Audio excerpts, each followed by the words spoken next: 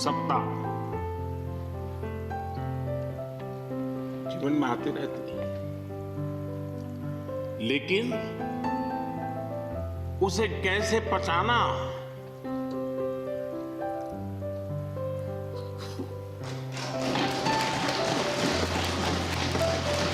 और टेररिस्टों ने हमला कर दिया, करीब 8 लोग शायद मारे गए। सबसे पहले गुलाम नबी जी का मुझे फोन आया, सिर्फ सूचना देने का नहीं था, उनके आंसू रुक नहीं रहे थे।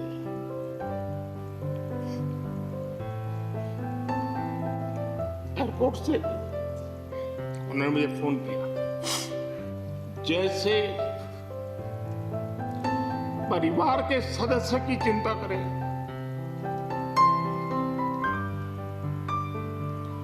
वैसी चिंता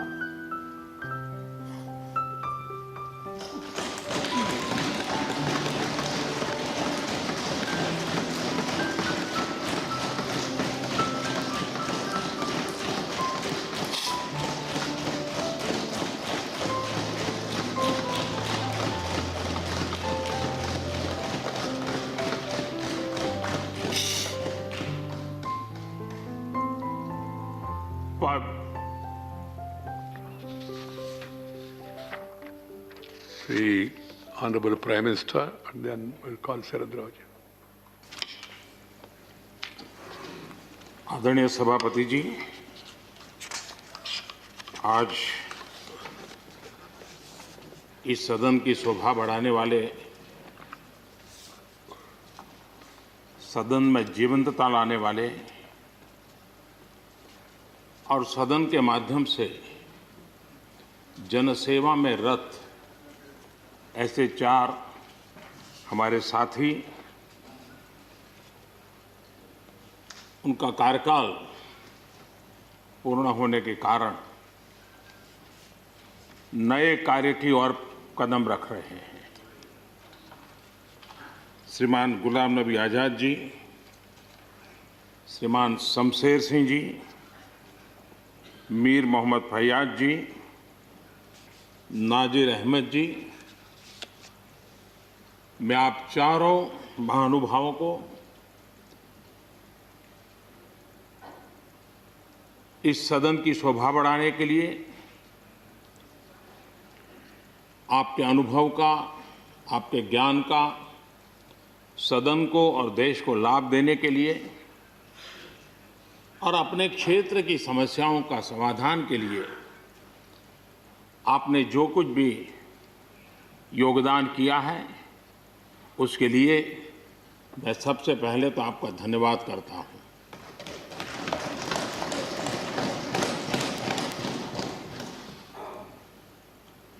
मीर मोहम्मद जी और नाजिर अहमद जी, ये दोनों ऐसे साथी, सदन में शायद उनकी तरफ बहुत कम लोगों का ध्यान गया होगा, लेकिन कोई भी सत्र ऐसा नहीं होगा कि जिनके साथ मुझे मेरी चैम्बर में बैठ कर के अलग अलग विषयों पर सुनने का, समझने का मौका न मिला।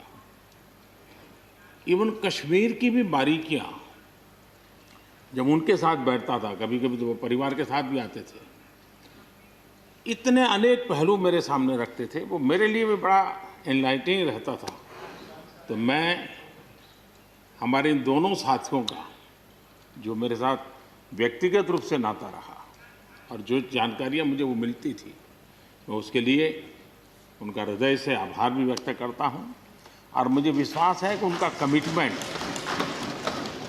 और उनकी क्षमता, ये दोनों देश के लिए और विशेष करके जम्मू कश्मीर के लिए काम आएगी। देश की एकता, देश के सुख शांति वैभव को बढ़ाने में काम आएगी, जब मुझे पूरा विश्वास है।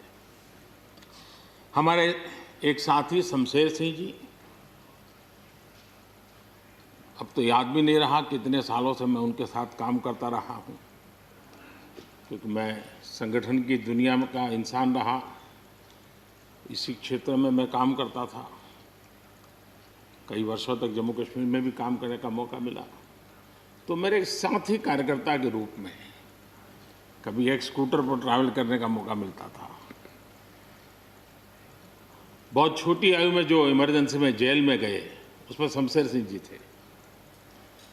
और इस सदन में शमशेर सिंह जी की उपस्थिति 96% है। ये अपने आप में, यानी जो दायित्व जनता ने उनको दिया उसको बिल्कुल 100% निभाने का प्रयास। मृदुभाषी हैं, सरल है, और मुझे विश्वास है कि जम्मू कश्मीर से रिटायर्ड होने वाले 4 आदरणीय सदस्यों के लिए उनके जीवन का यह कार्यकाल सबसे उत्तम कार्यकाल है, क्योंकि इतिहास ने एक नई करवट बदली है और जिसके वो साक्षी बने हैं, सहयात्री बने हैं। ये उनके जीवन की बहुत बड़ी घटना है। श्रीमान गुलाम नबी जी, मुझे चिंता इस बात की है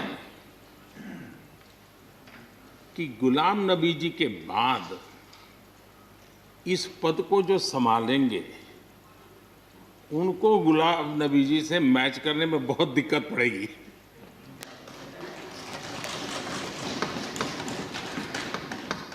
क्योंकि गुलाम नबी जी अपने दल की चिंता करते थे, लेकिन देश की और सदन की भी उतनी ही चिंता करते थे। ये छोटी बात नहीं है जी, ये बहुत बड़ी बात है। वरना अपोजिशन के लीडर के रूप में अपना दबदबा पैदा करना, ये सब मोह किसी को भी हो सकता है, लेकिन उन्होंने सदन से, मैं शरद पवार जी को भी इसी कैटेगरी में रखता हूं, वे सदन की और देश की चिंता को प्रायोरिटी देने वाले नेताओं में से रहे। गुलाम नबी जी ने बखूबी इस काम को निभाया है। मुझे याद है इस कोरोना काल में मैं एक फ्लोर लीडर्स की मीटिंग कर रहा था, तो उसी दिन गुलाम नबी जी का फोन आया। तो मोदी जी, ये तो ठीक है आप करते हैं, लेकिन आप एक काम कीजिए, सभी पार्टी लीडर्स की मीटिंग जरूर बुलाइए। मुझे अच्छा लगा कि उन्होंने पार्टी लीडर्स के साथ, सभी पार्टी अध्यक्षों के साथ बैठने का मुझे सुझाव दिया, और मैंने उस मीटिंग को किया भी। वो गुलाम नबी जी के सुझाव पर किया था। और मुझे कहने में, यानी इस प्रकार का संपर्क, और उसका मूल कारण है कि उनको दोनों तरफ का अनुभव रहा है, सत्ता दल का भी और विपक्ष का। 28 साल कार्यकाल, ये अपने आप में बहुत बड़ी बात होती है जी। बहुत साल पहले की बात है, शायद अटल जी की सरकार होगी, मुझे याद नहीं रहा। मैं यहाँ सदन में किसी काम से आया था, मैं तो तब राजनीति में नहीं था, ये इलेक्टोरल पॉलिटिक्स में नहीं था, मैं संगठन का काम करता था। तो मैं और गुलाम नबी जी ऐसे ही लॉबी में गप्पे मार रहे थे। अब जैसा पत्रकारों का स्वभाव रहता है, बराबर नज़र लगाए बैठे थे कि ये दोनों का मेल कैसे हो सकता है। हम हंसी खुशी से बातें कर रहे थे, तो हम जैसे ही निकले तो पत्रकारों ने घेर लिया। गुलाम नबी जी ने बहुत बढ़िया जवाब दिया था। वो जवाब हम लोगों के लिए बहुत काम आने वाला है। उन्होंने कहा, भाई देखिए, आप लोग हमको अखबारों में या टीवी माध्यमों में या पब्लिक मीटिंग में लड़ते झगड़ के देखते हो, लेकिन सचमुच में इस छत के नीचे हम जैसे एक परिवार का वातावरण कहीं नहीं होता है। इतनी हमारी आत्महत्या होती है, इतने सुख दुख होते हैं। ये जो स्पिरिट है, वो स्पिरिट अपने आप में बहुत बड़ी बात होती है। गुलाम नबी जी का एक शौक शायद बहुत कम लोगों को पता होगा, और कभी उनके साथ बैठोगे तो बताएंगे। हम सरकारी बंगलों में रहते हैं, तो बंगले की दीवारें, अपना सोफा सेट, उसी के आसपास हमारा दिमाग रहता है। लेकिन गुलाम नबी जी ने उस बंगले में जो बगीचा बनाया है, यानी एक प्रकार से कश्मीर की घाटी की याद दिला दे, ऐसा बगीचा बनाया है। और इसका उनको गर्व भी है, वो समय देते हैं, नई नई चीज़ें जोड़ते हैं, और हर बार जब कंपटीशन होती है तो उनका बगलो नंबर 1 ले आता है। यानी अपने सरकारी जगह को भी कितने प्यार से संभालना, यानी बिल्कुल मन से उन्होंने इसको संभाला है। जब आप मुख्यमंत्री थे, मैं भी एक राज्य का मुख्यमंत्री के नाते काम करता था, हमारी बहुत गहरी निकटता रही उस कालखंड में। शायद ही कोई ऐसी घटना मिल सकती है कि जबकि हम दोनों के बीच में कोई संपर्क सेतु न रहा हो। एक बार गुजरात के यात्री, क्योंकि जम्मू कश्मीर में जाने वाले टूरिस्ट में गुजरात बहुत बड़ा नंबर रहता है, और टेररिस्टों ने पर हमला कर दिया। करीब 8 लोग शायद मारे गए। सबसे पहले गुलाम नबी जी का मुझे फोन आया।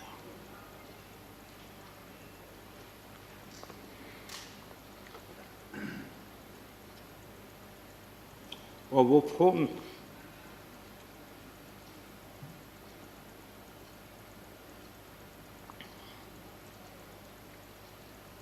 सिर्फ सूचना देने का नहीं था,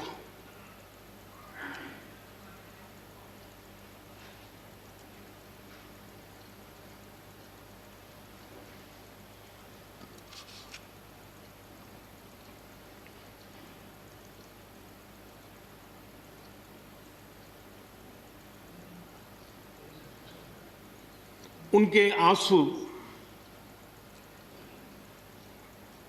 रुक नहीं रहे थे। फोन पे उस समय प्रणब मुखर्जी साहब डिफेंस मिनिस्टर थे। मैंने उनको फ़ोन किया, मैंने कहा साहब अगर फोर्स का हवाई जहाज़ मिल जाए डेड बॉडी को लाने के लिए। रात देर हो गई थी। प्रणब मुखर्जी साहब ने कहा आप चिंता मत कीजिए, मैं करता हूँ व्यवस्था। लेकिन रात में फिर गुलाम नबी जी का फोन आया। वे एयरपोर्ट थे।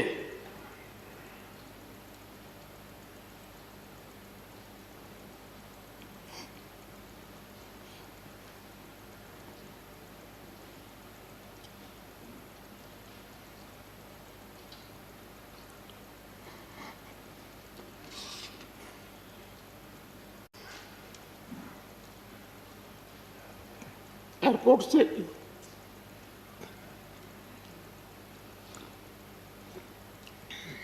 उन्होंने मुझे फोन किया और जैसे अपने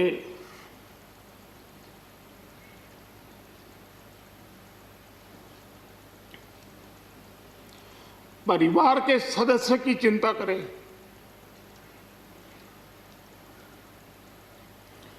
वैसी चिंता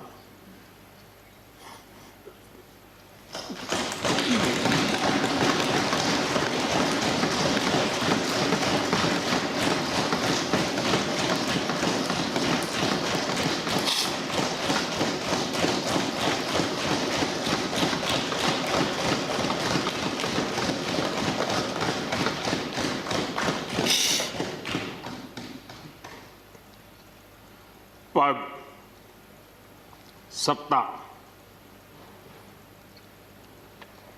जीवन में आती रहती है, लेकिन उसे कैसे पचाना,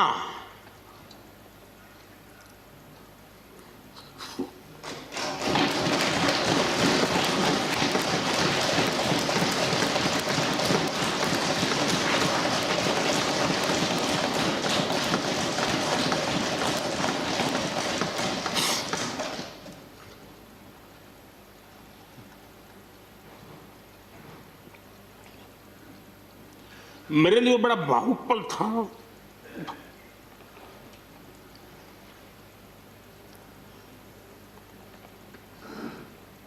दूसरे दिन सुबह फोन आया कि मोदी जी सब लोग पहुंच गए।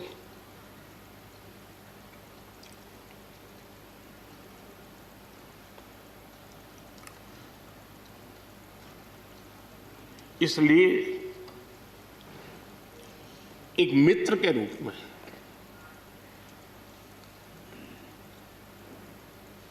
गुलाम नबी जी को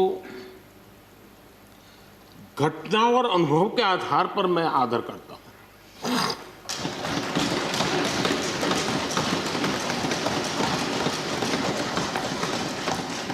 और मुझे पूरा विश्वास है कि उनकी सौम्यता, उनकी नम्रता, इस देश के लिए कुछ कर गुजरने की उनकी कामना, वो कभी उनको चैन से बैठने नहीं देगी।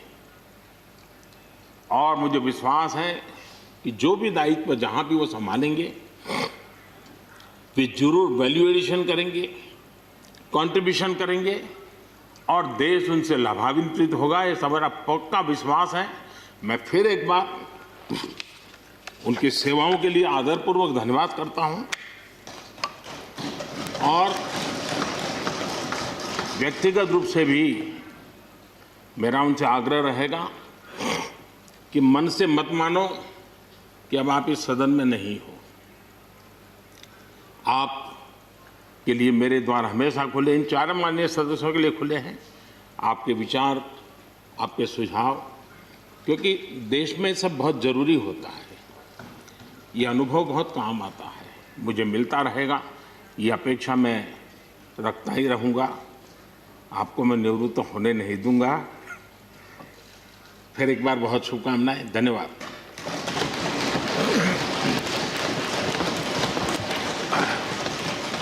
धन्यवाद प्रधानमंत्री जी। श्री शरद पवार जी।